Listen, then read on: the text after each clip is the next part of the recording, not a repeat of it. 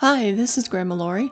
Today's story is the Maximum Murph Detective Agency. Where's Fluffy? Note: to mark our 1-year anniversary of writing stories, we're presenting a 2-part crossover story of our 2 favorite stories, Hamster Rescue Squad and the Maximum Murph Detective Agency, which finishes today with the Maximum Murph Detective Agency. I'll put a link to the first part in the description box. Max! Murphy! Cried Squeak, the leader of the Hamster Rescue Squad. Fluffy, our littlest one, is missing!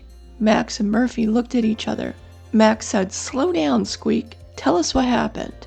Squeak, now joined by Whiskers, the smart one, told Max and Murphy what had happened, about how they'd rescued a lizard from a bird. Then Fluffy disappeared.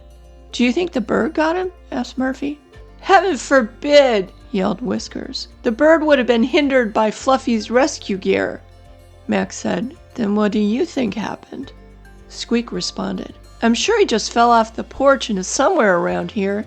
"You know," said Whiskers, "if Fluffy were here, he'd say he probably fell into a time lock or was captured by aliens." Everyone laughed. "Okay, boys," said Murphy, "leave it to us. We'll sniff him out." Squeak and Whiskers sat under the porch coffee table to get out of the sun, while Max and Murphy put their noses to the ground. In the meantime, Fluffy opened his eyes and thought, "Where am I?" He was in an unfamiliar space. It was darker than he remembered it being the last time his eyes were opened. Wait, what had happened?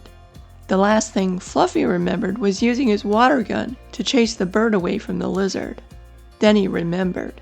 The kick from the water gun was more than he had anticipated, throwing him backward and causing him to fall off the porch. He must be under the porch. While Max went around the side of the house to see if he could pick up Fluffy's scent, Murphy started looking around and under the porch. And there he was. Fluffy, none the worse for wear, under the porch. "Oh, thank goodness," said Fluffy. "Thank you so much for finding me, Max." Murphy scowled. "I'm Murphy, the better-looking, smarter one." Fluffy laughed. "That's what Max always says, too." "Come on," said Murphy. "The rest of your squad is worried about you." Murphy yelled, "I found him! Fluffy!" The boys yelled, running over. Squeak and Whiskers took turns hugging Fluffy very tightly. "We can't thank you enough," Squeak said to Max and Murphy. "You really are the best at finding things." "It's our pleasure," said Max. "We've seen you rescue enough creatures and things around the house. It's the least we can do." Squeak, Whiskers, and Fluffy bid farewell to Max and Murphy with big hugs and returned to their headquarters. As they enjoyed some tea, Max and Murphy went outside and participated in their favorite sport, sleeping.